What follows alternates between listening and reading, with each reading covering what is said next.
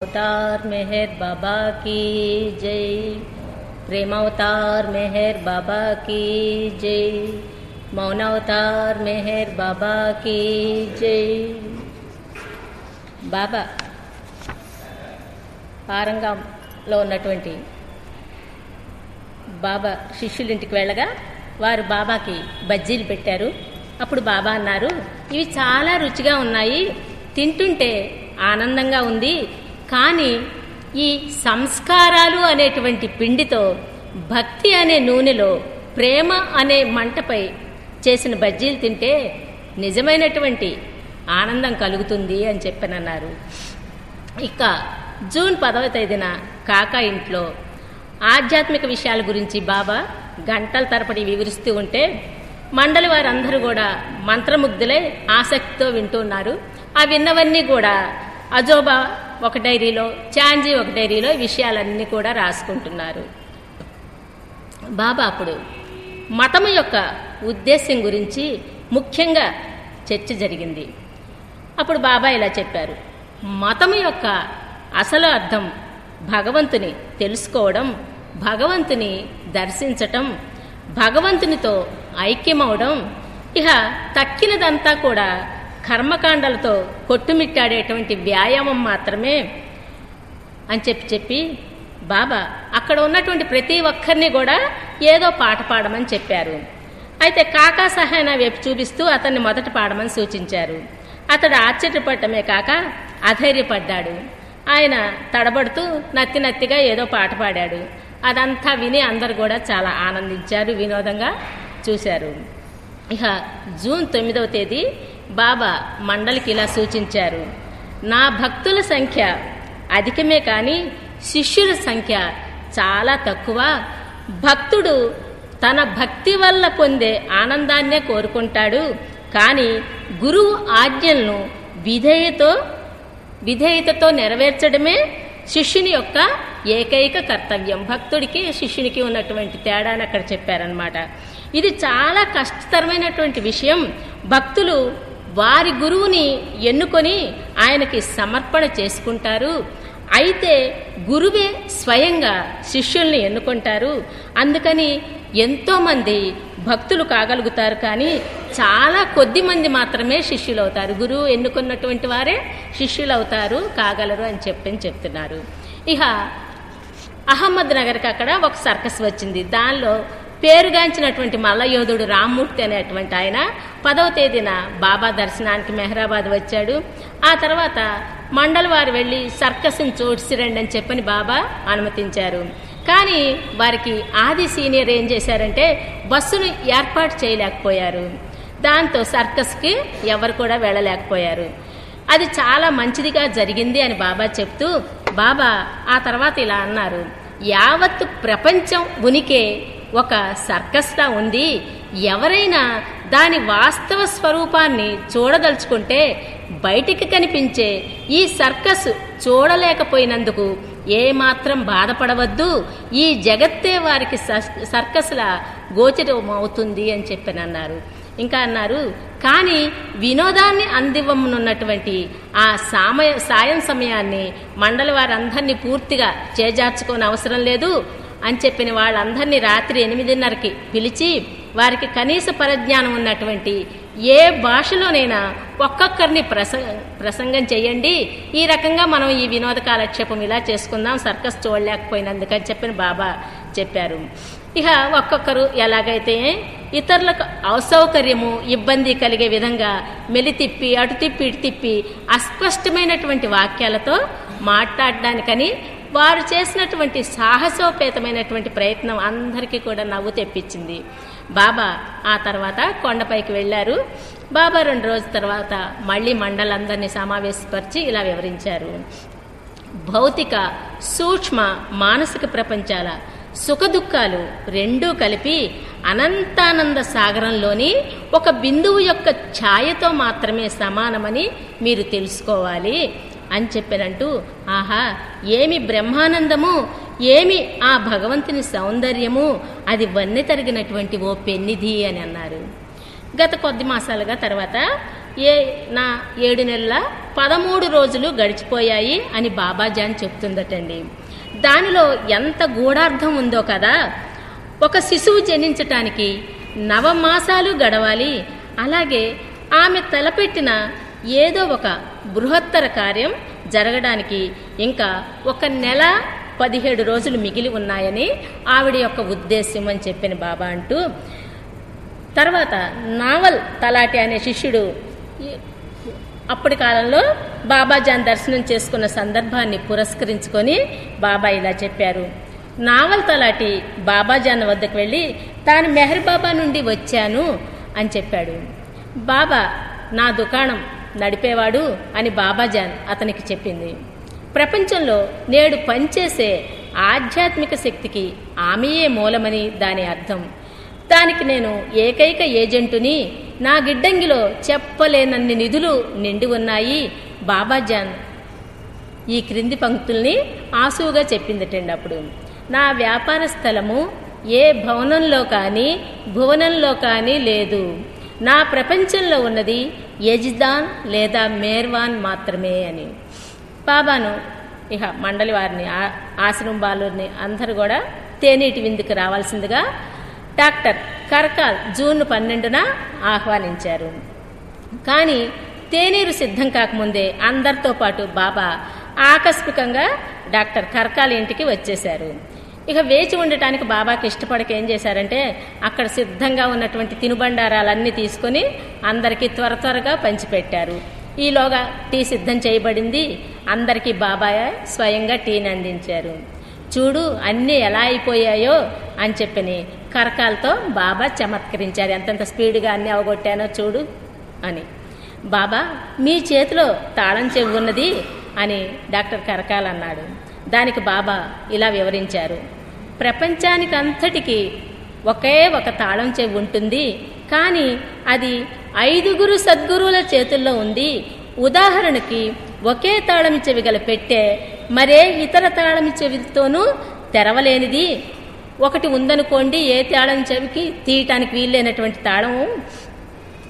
ప్రపంచమనే ఆ పెట్టె 5 సద్గురువుల నియంత్రణలో ఉంటుంది. ఒక సద్గురువు ఆ తాళం చెవిని భద్రపరుస్తాడు. ఇక 2వ సద్గురువు ఆ పెట్టెను సంరక్షిస్తాడు. ఆయన అనుమతి లేనిదే ఆ పెట్టెను ఎవరూ తెరవటానికి వీల్లేదు. ఇక 3వ సద్గురువు తాళం చెవితో ఆ పెట్టెను తెరిచే అధికారమును కలిగి ఉంటాడు. ఇక 4వ సద్గురువు ఆ పెట్టెలోని నిధులను పంచే హక్కును కలిగి ఉంటాడు. ఇక 5వ సద్గురువు పంచడం అనే ప్రక్రియపై ఆమోదముద్ర వేసే అధికారాన్ని కలిగి ఉంటాడు అని. అలా ప్రపంచానికి ఒకే తాళం చెవి ఉంటుంది. దాన్ని 5 సద్గురువులు కలిసి సమంగా వాడుకుంటారు అని చెప్తూ 5 సద్గురువులు మరియు 51 మంది బ్రహ్మైక్యత పొందినవారు అంటే జీవన్ముక్తులు, మజ్జూబులు అందరూ కలిసి ఆ తాళం చెవిని నియంత్రిస్తారు. సద్గురువుల పార్లమెంటులో ఈ 51 మంది సభ్యులు ఉంటారు. ఈ 51 మంది 5 సద్గురువులు కలిసి మొత్తం 56 మంది అవుతారు. ఈ 56 అనే ఈ సంఖ్యను ఎప్పుడూ మారదు. ప్రతి సద్గురువుకు సర్కిల్ అంటే మండలి ఉంటుంది. ప్రతి సర్కిల్లోనూ 12 మంది సభ్యులుంటారు. ఈ విధంగా జగన్నాటకం కొనసాగుతూనే ఉంటుంది. నేను మీకు చెప్పే విషయాలన్నీ కూడా అతి రహస్యమైనవి. ఆ సాయంత్రం బాబా చెప్తూ 10 మంది మండలి సభ్యులతో సర్కస్కి వెళ్లారు. అహ్మద్ నగర్ వరకు అంత దూరం వెళ్ళి కేవలం 15 నిమిషాలు మాత్రం సర్కస్ చూసి బాబా లేచి నిలబడి వెళ్ళిపోవటానికి సమయం అయిపోయిందని చెప్పని వచ్చేశారు. మర్నాడు కూడా ఒక నాటకం చూడడానికని వెళ్లి బాబా అలాగే చేశారు. బాంబే పార్సీ నాటక సమాజం భక్త సూరదాస్ అనేటువంటి నాటకాన్ని ప్రదర్శించడానికి అహ్మద్ నగర్కు వచ్చారనమాట. వారు జూన్ 11న బాబా కోసం ప్రత్యేకమైనటువంటి ప్రదర్శనని ఏర్పాటు చేశారు. ఆ నాటకాన్ని చూసేందుకు బాబా వచ్చారు కానీ కొంచెం సేపే ఉండి వెళ్ళిపోయారు. తర్వాత స్కూల్ పిల్లలందరినీ మొత్తం 150 మంది పిల్లలందరినీ ఒక బృందంగా తీసుకొని బాబా మేనమామ అయినటువంటి రుస్తుం కూడా ఆ నాటకంలో ఒక నటుడిగా ఉన్నాడనమాట అండి. మొదటి అంకం కాగానే బాబా లేచి బయటికి వచ్చేశారు ఆ పిల్లలందరినీ తీసుకొని. నాటకం అయ్యే వరకు ఆ బయటే అటు ఇటు పచారులు చేస్తూ ఆవరణలోనే అందరినీ సౌంజ్ఞలతో పలకరిస్తూ పలకవైపు రాసి చూపిస్తూ గడిపారు. 5:30 గంటల సమయంలో అంతా వంతుల వారీగా మెహరాబాద్ వచ్చేశారు. ఆ తర్వాత నాటకంలోని కథను గురించి అడుగగా చాంజీ వివరంగా గుజరాతీ భాషలో ఇలా జరిగింది బాబా అని చెప్పని వర్ణించి చెప్పాడు. అది విని నాటకం బాగుందని, కామము అదృశ్యమైతే భగవంతుడు కనిపిస్తాడు అనే సత్యాన్ని ఆ నాటకం ప్రబోధించిందనమాట. బాబా దాన్ని చెప్తూ కామమును త్యజిస్తే దేవుడు కనిపిస్తాడు అని లయబద్ధంగా చెప్పారటండి.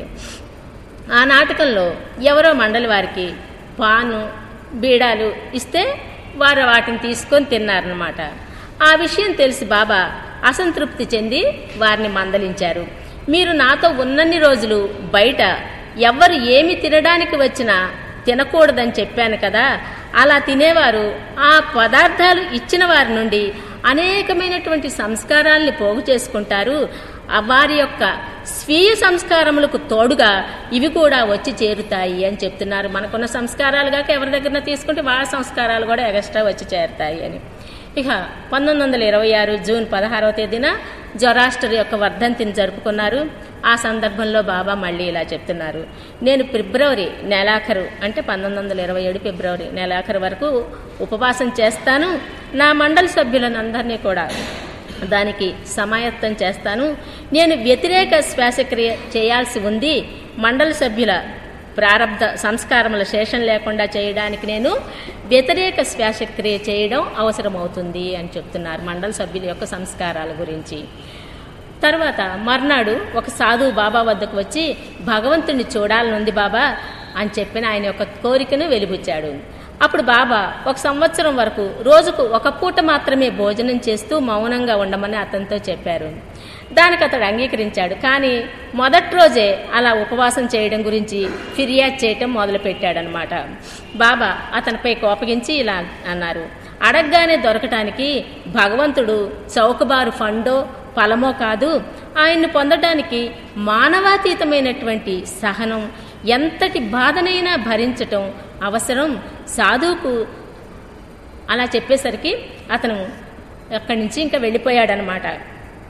ఇక అహ్మద్ నగర్లో పేరు మోసినటువంటి గజ దొంగ సత్యమాంగ్ ఒక రోజున తన అనుచరులతో బాబాను దర్శించడానికని చెప్పని మెహరాబాద్ రావడం జరిగిందనమాట.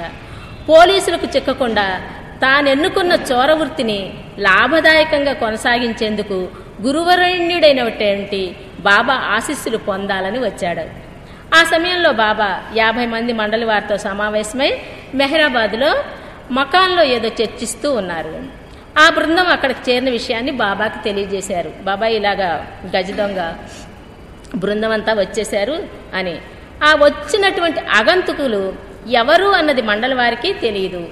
అతను బాబాకు సాష్టాంగ ప్రమాణం చేశాడు. సత్యమాంగు తన అనుచరులతో బాబా ఎదుట నేలపై కూర్చున్నాడు. కొన్ని క్షణాలు గంభీరంగా మౌనం వహించి ఎక్కడి నుంచి వస్తున్నారు, ఎక్కడికి వెళ్తున్నారు అని చెప్పిన బాబా వాడని ప్రశ్నించారు. సత్యమాంగు బదులు చెప్పాక బాబా అతని వైపు సూటిగా చూసి నీవు గాజులు వేసుకోవాల్సి ఉంది అన్నారు. అనేసరికి ఈ మాటని మౌనంతో సౌజ్ఞలు చేస్తూ బాబా చెప్పేస్తే అతనికి అర్థం కాలేదు సత్యమాంగుకి. మండలి వారిని అడిగారు, ఏంటి బాబా అలా అంటున్నారు, ఇట్లా సైగలు చేస్తున్నారు అని. అప్పుడు బాబా అన్నారు, నీ ఒక పిరికివాడివి, నీ మాటలకు అర్థమేంటి బాబా అని చెప్పి మళ్ళీ సత్యమాంగ్ అడుగుతున్నాడు. అంటే బాబా మళ్ళీ అలాగే సైగ చేసి చెప్పారు. దానికి సత్యమాంగ్ గట్టిగా అరిచాడు, నీ మాటలకు అర్థమేంటి బాబా అని పెద్ద గొంతు చేసుకొని అరిచాడనమాట. అప్పుడు బాబా అన్నాడు, నీలాంటి దృఢకాయుడు రాళ్ల నుండి నీళ్లను కూడా తీయగలడు, అంటే కష్టించి పనిచేసి నిజాయితీతో పొట్టపోసుకోగలడు అనేటువంటి అర్థం అనమాట అండి. కానీ నీవొక బందిపోటువు, గజ దొంగవై ప్రజలను దోచుకుంటున్నావు. స్త్రీలు పిల్లలు నీ పేరు వింటేనే భయపడుతున్నారు, నిన్ను తలుచుకుంటేనే నిద్రపోలేకపోతున్నారు అన్నారు బాబా. ఇక జిల్లావాసులందరినీ కూడా చాలా భయంగా వాళ్ళందరూ ప్రాణాలు గుప్పెట్లో పెట్టుకుని ఉంటున్నారు. పోలీసులు ఎంత గట్టి ప్రయత్నం చేసినా దొరకకుండా తప్పించుకుంటూ పేరు మోసినటువంటి గజ దొంగగా సత్యమాంగు ఇతడే అన్నటువంటి విషయాన్ని ఇప్పటి వరకు మండలి వారికి కూడా తెలీదు. ఇప్పుడు వాళ్ళకి ఆ విషయం అర్థమైందనమాట. బాబా అన్నారు, అన్యాయంగా సంపాదించిన డబ్బుతో పొట్టపోసుకుంటున్నా నీవిలా పెద్ద పెద్ద మీసాలు పెంచడానికి సిగ్గుగా లేదా అని అడిగారు. మళ్ళీ సత్యమాంగ అన్నాడు, నాకు ఈ వృత్తి వారసత్వంగా సంక్రమించింది బాబా, ఈ వృత్తిని వదిలిపెడితే నా భార్య బిడ్డల్ని ఎలా పోషించుకునేది అని చెప్పి అడిగాడు.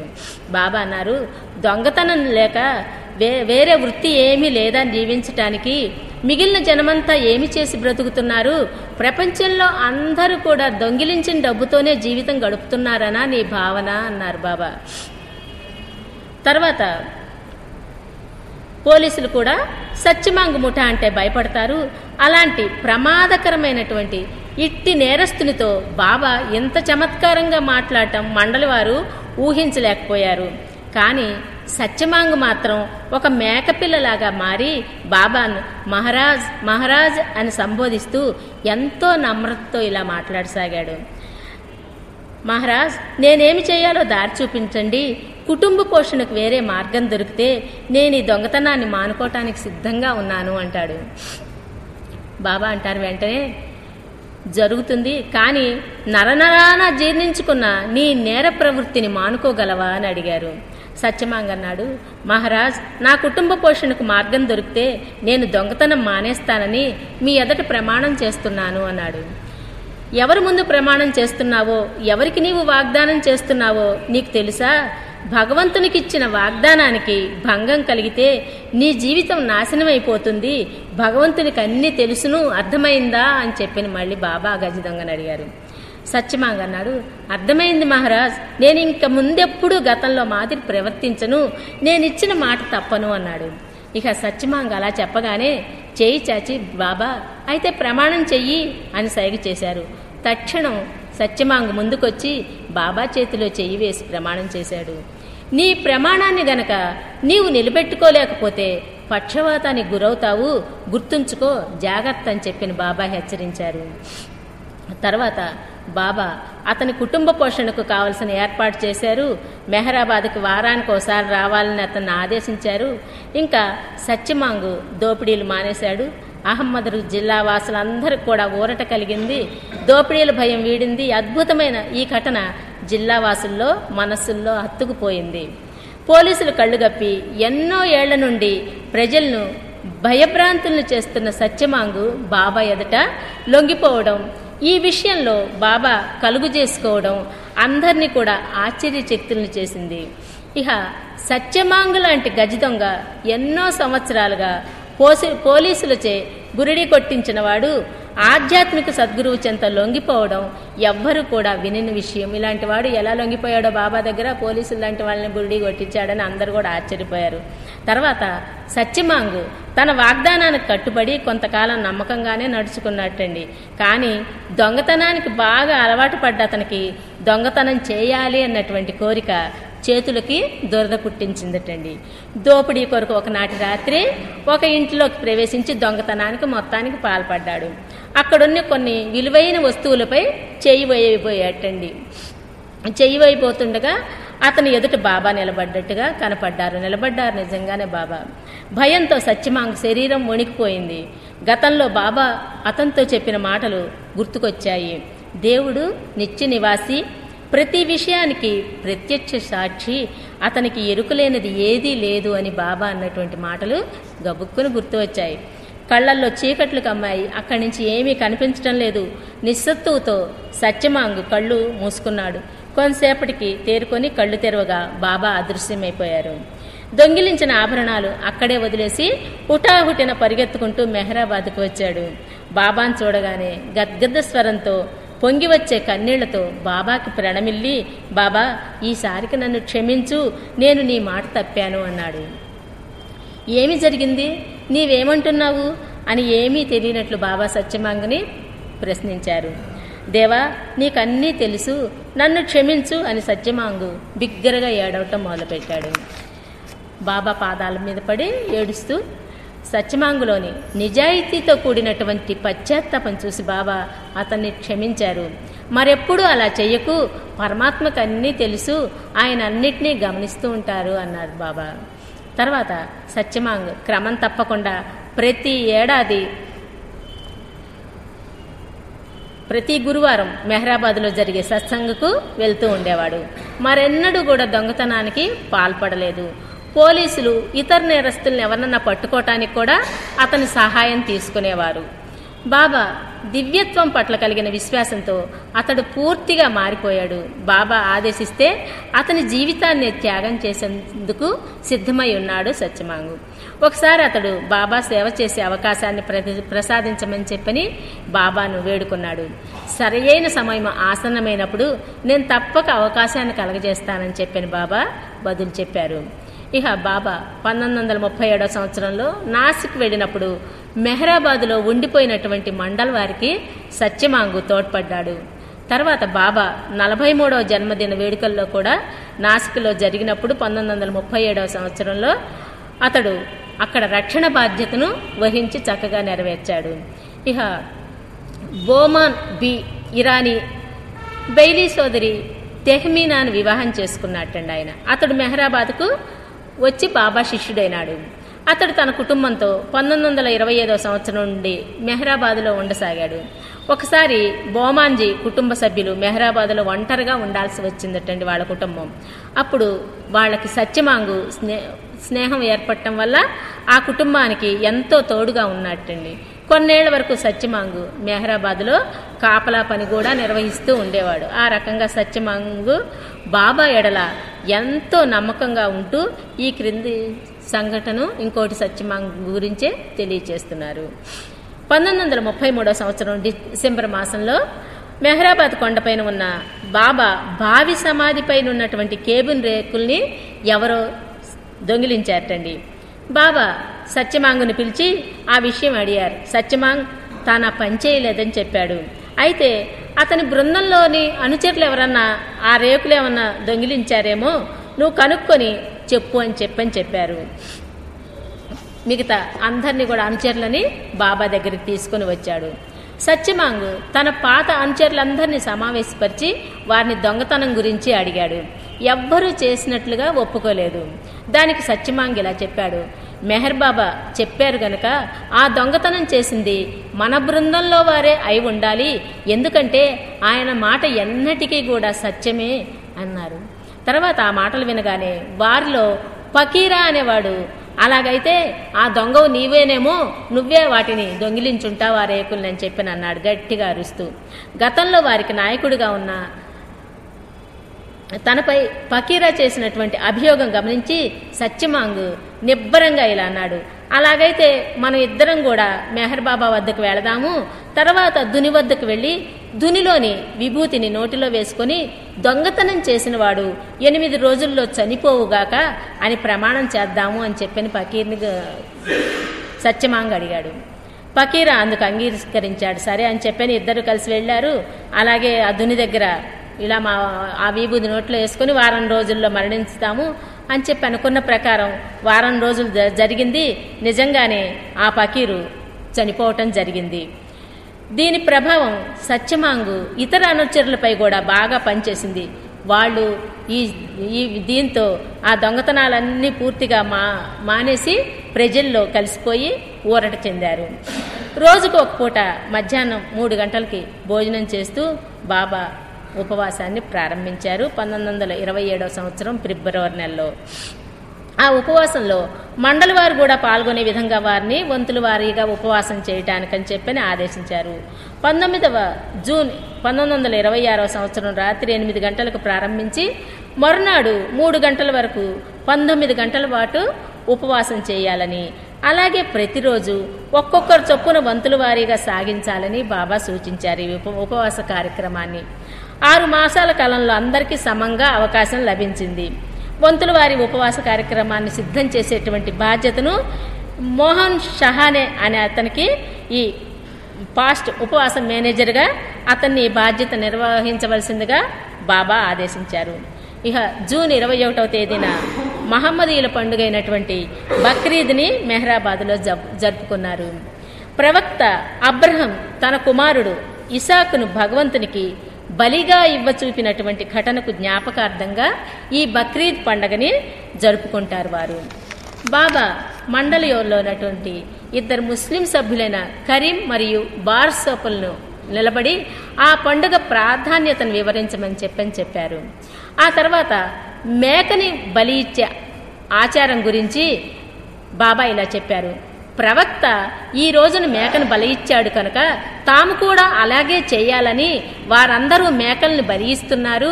యథార్థానికి ముస్లింలు ఆ రోజున మేకలకు బదులుగా వారి మనస్సులను బలి ఇచ్చేందుకు ప్రయత్నించాలి, కానీ నోరు లేని నిస్సహాయ జీవాలను బలి ఇస్తే ఏమి ప్రయోజనం కలుగుతుంది అన్నారు.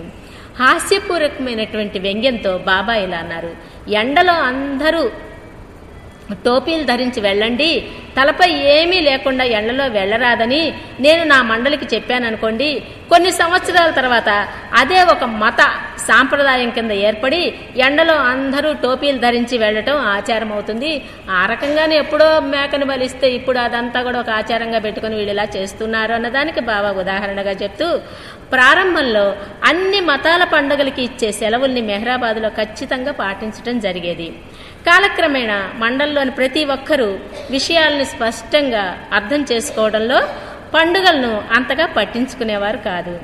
ఈ తొలి సంవత్సరాల్లో మాత్రం బాబా మండలి వారికి ఆ పండుగల ప్రాధాన్యతను, వాటిలోని వాస్తవమైన ఆధ్యాత్మిక ఉద్దేశాన్ని వివరించి చెప్తూ ఉండేవారు. కాలక్రమంలో ప్రేమ మధువులో మునిగి వీళ్ళందరూ ప్రేమ మధువులో బాబా దగ్గర మునిగిపోయిన తర్వాత మండలి వారందరూ ప్రేమయే సత్యమైన మతమని బాబా పాదాలకు మోకరిల్లి జీవితాన్ని గడపటమే అసలైన మతాచారం అని చెప్పని తెలుసుకున్నారు. ఒక సందర్భంలో తన హాస్య స్వభావాన్ని ప్రతిబింబించేలా బాబా ఇలా చెప్పారు. అజోబా చాలా వృద్ధుడైనాడు. అతడు తన కుటుంబంతోనూ పిల్లలతోనూ గడుపుతూ ఈ జన్మలో తన సంస్కారాలను ఖర్చు చేస్తున్నాడు. అతడు వచ్చే జన్మలో స్త్రీగా పుడతాడనుకుందాం. అతనిని ఇప్పుడున్న వృద్ధాప్య స్థితిలోనూ వచ్చే జన్మలో ఎలా ఉంటాడో దాన్ని కూడా నేను చూడగలుగుతున్నాను. అది నన్ను నవ్వుకునేలా చేస్తుంది. అందువల్ల నేను ఇలా హాస్యంగా ఉండటం సమంజసమే కదా. అన్నిటినీ నేను చూస్తూ ఉంటాను. నేను చూసేదంతా ఒక స్వప్నంలా చూస్తాను. కానీ ఇలా నేను చూడగలిగి ఉండి కూడా ఈ విషయంలో ఇబ్బంది పడాల్సిందే. కారణం అందరూ ప్రాపంచిక విషయాల్ని స్వల్ప తుల్యంగా చూడగలిగేటట్టు చేయడానికి నేను వారి కోసం పనిచేయాలి అని చెప్పానంటూ, ఉపాసిని మహారాజు కూడా గత జన్మలో స్త్రీగా పుట్టారు. ఇక ఆయనకి మరో జన్మ అంటూ లేదు. సాధారణంగా భగవదైక్యం మానవ జన్మలోనే కలుగుతుంది. మానవ రూపంలోనేతో పాటే ఆ అధికారం కూడా సిద్ధిస్తుంది. కానీ పురుష రూపంలో ప్రత్యేక అధికారం వస్తుంది అని చెప్తూ, ఒక సద్గురువునికి 12 మంది శిష్యులు అంటే పురుషుల బృందం ఉంటుంది. మరియు 2 స్త్రీలు దానికి అదనంగా ఉంటారు. ఆ 2 స్త్రీలు తప్ప 14 మందిలో అందరూ పురుషులే ఉంటారు. ఆ 2 స్త్రీలు ఆధ్యాత్మిక తల్లిగాను సోదరిగాను తమ పాత్రను పోషిస్తారు అని చెప్తున్నారు బాబా. బాబాజాన్ ఒక కుతుబ్బు, ఈనాటి పంచసద్గురువుల్లో ఒకరు. భగవదైక్యం పొందిన 56 మందిలో ఒక స్త్రీ సద్గురువు అవుతుంది. మరొక స్త్రీ పరిపూర్ణురాలు, జీవన్ముక్తురాలుగా లేదా మజ్జూబుగా ఉంటుంది. ఆ స్త్రీ ఇప్పుడు టిబెట్లో ఉంది. ఆమెకు శిష్య బృందం కూడా ఉంది. సాధారణంగా ఆమె కొండల్లో ఉంటుంది. చాలా కొద్ది మంది మాత్రమే ఆమెను చూడగలుగుతారు. దైవానుభూతిని పొందిన మిగతా 54 మంది పురుషులై ఉంటారు. ఈ భూమిపైన భగవదైక్యం పొందిన వారి మొత్తం సంఖ్య ఎప్పుడు 56గానే ఉంటుంది. ఒక్క అవతార కాలంలో తప్ప అది ఎప్పుడూ కూడా మారదు. ఆ సమయంలో భగవంతుడు నేరుగా మానవుడై అవతరించినందువల్ల ఆ సంఖ్య 1 పెరుగుతూ ఉంటుంది అని. ఇక జూన్ 22వ తేదీన బాబాయ్ ఇలా చెప్పారు. సద్గురువు ఒక మహాసముద్రం వంటి వాడు, అవధులు లేని జల సముదాయము. నీ మనస్సుకు మాయకు సంబంధించిన కోర్కెల నుండి ఖాళీ చేస్తే ఆ మహాసముద్రపు నీరు జ్ఞానము, శక్తి, ఆనందమనే నీరు నీ మనస్సులోనికి ప్రవేశించి నిండిపోతుంది. జీవన్ముక్తులు, మజ్జూబులు, సూక్ష్మ మనోభూమికల్లో ఉన్నతాత్మలు, భగవదైక్యం పొందినవారు, ఆ నీటిని ప్రవహింపచేసే గొట్టాల వంటి వారు, ఆధ్యాత్మికంగా సన్నద్ధులై అర్హులుగా ఉన్నవారికి అర్హత కొరకు సన్నద్ధులుగా తయారవుతున్న వారికి ఈ సాగర్ జలాల్ని అందచేస్తారు అని అంటూ వీటిని ఇంకా బాబా విపులంగా వివరిస్తున్నారు. నీటి పోలికను కొనసాగిస్తూ బాబా ఇలా చెప్పారు. వాయు రూపంలోకి మారిన నీరు ఆవిరై మేఘాలుగా ఏర్పడుతుంది. మీరు ఆ వాయువును గాని మేఘాల్లోని ఆవిరిని గాని రైలు ఇంజిన్కు ఆవిరితో నడిచే విధంగా యంత్రాలకు వాడుకోలేరు డైరెక్ట్గా. దీని కొరకు సముద్రం నుండి, నదుల నుండి లేదా ఇతర ఉపనదుల నుండి నీటిని పంపు సహాయంతో సేకరించి ఆ నీటిని యంత్రాలకున్న ట్యాంకుల్లో నింపాలి. తరువాత ఆ నీటిని ఆవిరిగా చేసి ఇంజిన్ పనిచేసేందుకు వాడుకోవాలి. ఘనీభవించిన మేఘాల రూపంలో ఉన్నటువంటి ఆవిరిని మజ్జూబ్తో పోల్చారన్నమాట. సద్గురువులు ఆవిరిగా మారిన ఆ నీటిని ప్రపంచం కోసం ఉపయోగిస్తారు. మేఘంలో సాంద్రమై ఉన్న ఆవిరిని మజూబులతో పోల్చవచ్చు. మరి భక్తులైన మీరు ప్రేమికులు, మామూలు నీటి వంటి వారు ఈ నీటిని వేడి చేసి మరిగించి ఆవిరిగా మార్చాలి. మామూలు మాటల్లో చెప్పాలంటే రూపం మార్చడానికి సారం సిద్ధం చేయబడాలి. మామూలు ప్రాపంచిక జనం మంచుగడ్డ, మంచుపొర లాంటి వారు. వారికి ఆధ్యాత్మికత పట్ల అనురక్తి ఏమీ ఉండదు. చాలా నిర్లిప్తంగా చల్లగా ఉంటారు అని చెప్పిన బాబా మన్ని మార్చడం కోసం అని చెప్పి నిన్ను ఉదాహరణలతో చెప్తున్నారనమాట. ఇక రెండవ రోజున దైవానుభూతిని పొందినటువంటి మజ్జూబుల గురించి వివరిస్తూ బాబా ఇలా చెప్పారు. పారవస్యంలో లీనమై ఉన్న మజ్జూబులు ప్రపంచానికి మతిభ్రమించిన వారిలా కనిపిస్తారు. రౌతులేని గుర్రాలు 4 కాళ్లు లేపి దౌడు తీస్తే పరిగిడే బండి లాంటి వారు ఈ మజ్జూబులు. బండి మరెవరో కాదు, మజ్జూబే. గుర్రాలు అతనిలో మిగిలిపోయినటువంటి బలహీనమైన సూక్ష్మ మానసిక సంస్కారములే, బుద్ధి అహంకారములే డ్రైవరు. సంస్కారపూరితమైనటువంటి అహంతో కూడిన మనస్సు మజ్జూబులో లేనందున అతడు డ్రైవర్ లేనటువంటి బండి వంటివాడు అన్నారు. తర్వాత అనీబిసెంట్ నడిపే దివ్యజ్ఞాన సమాజం గురించి నవ్య ప్రపంచ బోధకుడిగా ఆమెచే తయారు కాబడుతున్న కృష్ణమూర్తి గురించి కొద్ది రోజులుగా చర్చలు జరుగుతున్నాయటండి. జూన్ 26వ నాడు దివ్యజ్ఞాన తత్వ విచారకుల గురించి కొందరు సందర్శకులు అడిగి ప్రశ్నలను ఇలా సమాధానం తీసుకున్నారనమాట. కృష్ణమూర్తి కొత్త జగద్గురువా, దైవము క్షమించుగాక అంటున్నారు బాబా. మీరు కృష్ణమూర్తిని సద్గురువు రామకృష్ణతో పోల్చకూడదు. రామకృష్ణ పరమహంస మూర్తిభవించిన రామకృష్ణుల స్వరూపుడు. కృష్ణమూర్తి వైభవోపేతమైన రాసమర్యాదలతో, అధికారపు వైభోగంతోనూ, ఇంగ్లాండులో సంపన్నుల సహవాసంతో టెన్నిస్ అని, గోల్ఫ్ లాట్లు ఇలాంటివన్నీ ఆడుతూ చాలా విలాసవంతమైనటువంటి జీవితాన్ని గడుపుతున్నటువంటి వాడు. ఆయనకు సత్యం గురించి ఈషణ్మాత్రమైన ఊహ కూడా లేదు. అలాగే తమాషాగా ఉండే ఆడంబరులైన ఈ దివ్యజ్ఞాన సమాజ సభ్యులు కూడా వారి గొప్పదనమంతా వారి సంపాదకీయాలలోనూ రచనల్లోనూ ఆధ్యాత్మిక భూమికలు, శక్తులు, వాటి వివరములు గూర్చిన వారి వాగాడంబరాల్లోనూ వర్గాలు, ఇంకా రహస్య సిద్ధాంతాలు, సమాజము, ఇహ కులాల గురించి వారు ప్రయోగించే పెద్ద పెద్ద మాటల్లో మాత్రమే ఉంది కానీ సత్యము దానికి చాలా అతీతంగా దూరంగా ఉంది అని చెప్తున్నారు బాబా. మాటల్లోనే ఉంది, నడతలో లేదు అని. మీరు భగవదైక్యాన్ని కాంక్షిస్తే మీ ప్రాణాన్ని మీ దోసిట నిడుకొని ఏ సమయంలోనైనా అర్పించటానికి సిద్ధంగా ఉండాలి. అప్పుడు మాత్రమే మీరు సత్యానుభూతికి అర్హులుగా భావించబడతారు, సత్యాన్ని అనుభవించగలుగుతారు అని చెప్తూ విషయం అప్పుడు అమెరికన్ క్రిస్టియన్ మిషన్ మరియు విమోచన దళం అనే 2 సంస్థల వైపుకు మళ్ళిందటండి.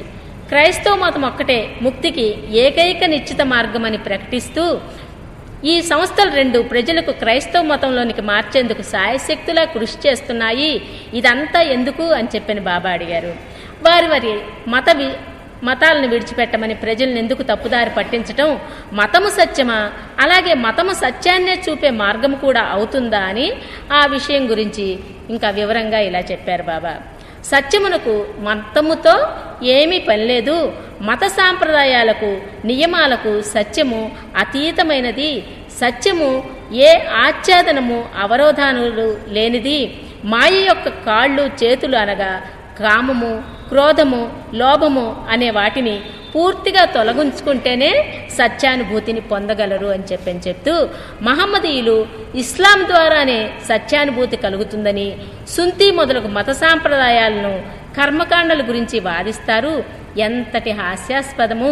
ముస్లిములు సుంతిని ఎందుకు ఆచరిస్తారో మీకెవరికైనా తెలుసా? నిజానికి మహమ్మదు చెప్పింది వారి మనసులను లయం చేసుకోవాలని చెప్పారు కానీ అవి లేకుండా చర్మాల్ని కత్తిరించుకోవాలని, అనగా అలా చెప్పలేదు. అంటే మాయని తెంచుకోవాలని చెప్పారు కానీ సంస్కార రహితులుగా అవ్వాలని అర్థం.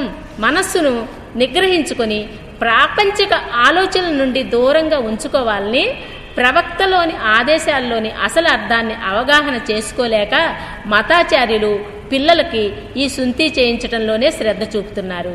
ఆ ఆచారాన్ని ఆలోచనారహితంగా ఒప్పుకొని ప్రజలు ఆచరిస్తూ ఉన్నారు. అన్ని మతాల్లో కూడా అలాంటివి చోటు చేసుకున్నాయి. పార్సీ మతస్థులు చేసే కుస్తీ, క్రిస్టియన్లు మతస్థులు చేస్తే బాప్తిస్మము అలాంటివే. మతం పేరిట చేసే ఈ తంతులు అర్థమేమిటి? ఎవరికైనా వాళ్ళ మతం ఎడల అనుమానాలు కలిగేలా చేస్తే పాపమే కదా, లేదా అది ఒక గొప్ప బలహీనతే అవుతుంది.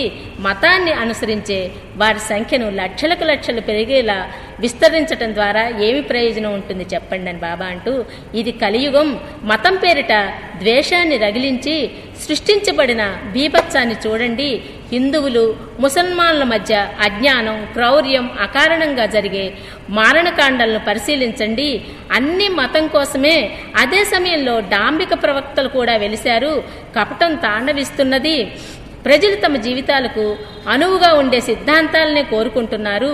ఈ అదన్ను ఉపయోగించుకొని టక్కరి ప్రబోధకులు వారి కోరికలను సఫలం చేసుకుంటూ వేలాది అనుచరులను తమ వద్దకు రప్పించుకుంటున్నారు అని బాబా ఇంకా ఏమని చెప్తున్నారంటే, అందుకనే మీ మనస్సులను నిగ్రహించుకోమని నేను చెప్తున్నాను. పరిశుద్ధమైన నిష్కళంకమైన జీవితాన్ని గడపండి. కోరికలను వదులుకోండి. బ్రహ్మానుభవం పొందిన సద్గురువుల చెంతకు చేరండి. అప్పుడే మీరు సురక్షితంగా ఉంటారు. ఒక సద్గురువుని అనుసరించటం అంటే మీ మతాన్ని త్యజించుటే అని అర్థం కాదు.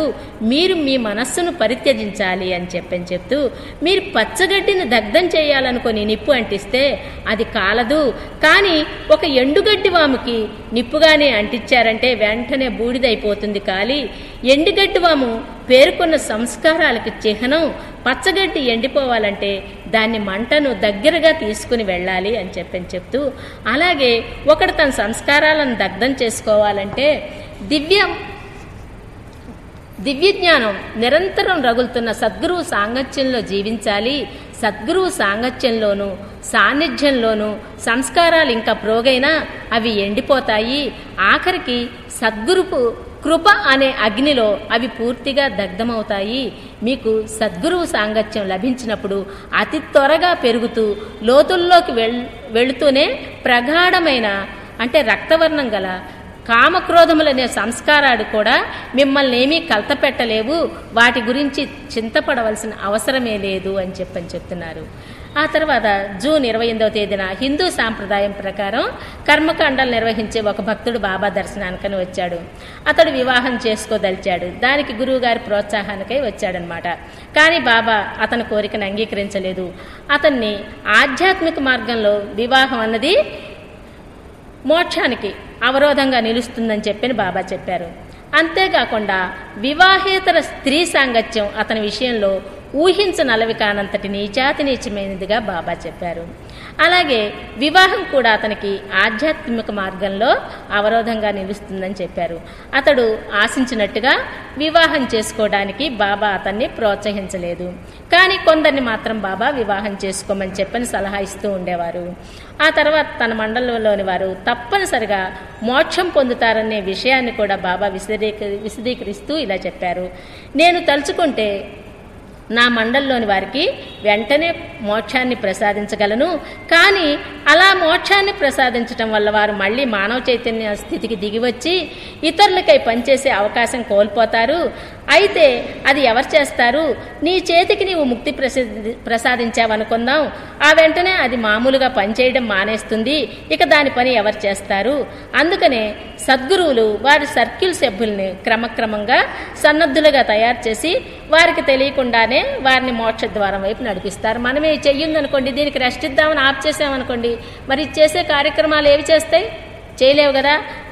అలాంటిదే బాబా ఇక్కడ ఉదాహరణగా చెప్తున్నారన్నమాట. ఒక వ్యక్తి యోగం చేయడం గురించి అడగ్గా బాబా ఇలా చెప్పారు, నీకు యోగం వద్దు, భోగం వద్దు, ఆధ్యాత్మిక సాధనలు, తంతులు అంటే ఇవన్నీ కూడా లేవు, ప్రాపంచిక భోగాలు లేవు. ఒకేసారిగా అంధకారంలో నుండి మీకేమీ తెలియకుండానే మీరు పైకి తీసుకుపోబడతారు అని తన సర్కిల్లోని సభ్యులందరికీ కూడా బాబా చెప్తూ బుద్ధిని, అహంకారాన్ని బలహీనపరిచి కాలక్రమేణా అవి లేకుండా చేసి కడపటికి సంపూర్ణంగా లయమయ్యేటట్టు సద్గురువు చేస్తాడు. వారి మనసులను సద్గురువు అలాగే ఉండనిస్తాడు. వారి మనసుల వెనక నుండే ఆయన చేసే దివ్య కార్యం నిరంతరం జరుగుతుంది అని చెప్తూ మాయా మరియు సంస్కారముల వైవిధ్యాన్ని గురించి బాబా ఇలా చెప్పారు. మీరు కామ, క్రోధ, లోభాల ప్రభావానికైనా ఏదైనా చెడు భావోద్వేగానికైనా భావానికైనా లోనైనారనుకుందాం, అది మాయ యొక్క పనే. కానీ మీకు ఆకలి, దప్పిక, నిద్ర అనేటువంటి అనుభూతులు కలగటం మాత్రం సంస్కారముల పని. మీరు తినడం, త్రాగడం తప్పు కాదు. ఎట్టి పాపభావన లేని సంతోషం అనుభవించటం తప్పు కాదు. అవి జీవితంలో అవసరమైనవే. కానీ మాయ యొక్క చెడు ప్రభావానికి గురైతే అప్పుడు దాన్ని వెళ్ళిపో, నీకు ఇక్కడ స్థానం లేదు అని తరిమివేయాలి. ఎప్పుడైతే అలా చెడు ఆలోచనలు వస్తుంటే వాటిని తరిమివేస్తూ ఉండాలి అని. ఇక జూన్ 30వ తేదీ నుండి శంకర్నాథ్ అనే గాయకుడు మెహరాబాద్లో ఉంటున్నాడండి. ఈ చర్చ జరిగే సమయంలో శంకర్నాథ్ లోపలికి వచ్చాడు. అతన్ని చూసి బాబా ఇలా హాస్యం చేశారు. ఓ శంకర్, నీవు కంకర్వి అన్నారు. అంటే కంకర్ అంటే రాయిగా మారు అని చెప్పని అంటున్నారు. అలా చేస్తే మాయ యొక్క కుతంత్రాలకు లోను కాకుండా నిశ్చలంగా ఉంటావు అని బాబా అంటూ పూజా ద్రవ్యాలు, పుష్పాలతో పూజించిన లేదా బురద రాసిన ఒక రాయి ఏ ప్రభావము లేకుండా అలాగే ఉంటుంది. జ్ఞాపకం ఉంచుకోండి, ఏ ప్రాపంచిక విషయాల వల్ల చలించకుండా ఉన్నవాడే నిజమైనటువంటి యోగి. అతడు ఎక్కడైనా ఎట్టి పరిస్థితుల్లోనైనా నిర్లిప్తుడై ఏ ప్రభావానికి లోనుకాడు. ఆ సమయంలోనే ఒక వ్యక్తి కూడా అక్కడికి వచ్చి ప్రతి యుగంలో దైవ సాక్షాత్కారం పొందిన ఆత్మలు 56 మందినే ఎందుకు ఎన్నుకుంటారు అని చెప్పని ఇప్పుడే బాబాని అడిగారనమాట అండి. 56 అనేటువంటి సంఖ్య పరిపూర్ణత్వాన్ని సూచిస్తుంది. భగవంతుడి విశ్వంలో సమతుల్యాన్ని సంరక్షించుటకు మానవ రూపం దాల్చాలి. దానికై ఒకే ఒక్క పరిపూర్ణ మానవ రూపం సరిపోదు. ఉదాహరణకి ఒక సారాయి దుకాణంలోని యజమానికి ఎందరో సహాయకులు అవసరమవుతుంటారు. సారాయి తయారు చేయటం కొరకని అందరికీ పంచుటకొకరు, డబ్బు వసూలు చేసుకోవటానికని ఒకరు, ఇలా ఎందరో కావలసినంత మంది పద్మాళ్ళు కావాలి. దుకాణమే లేకుంటే సహాయకులతో పనేముంది. అందుకని ఈ విశ్వం ఎప్పుడూ సంరక్షింపబడాలి. విశ్వ వ్యవహారాలు సక్రమంగా నడపటానికి దైవత్వంతో ఏకత్వం పొందిన 56 మంది శివాత్మల అవసరం ఉంది అని చెప్పని బాబా అందరికీ సూచించారు. అవతార్ మెహర్ బాబా కి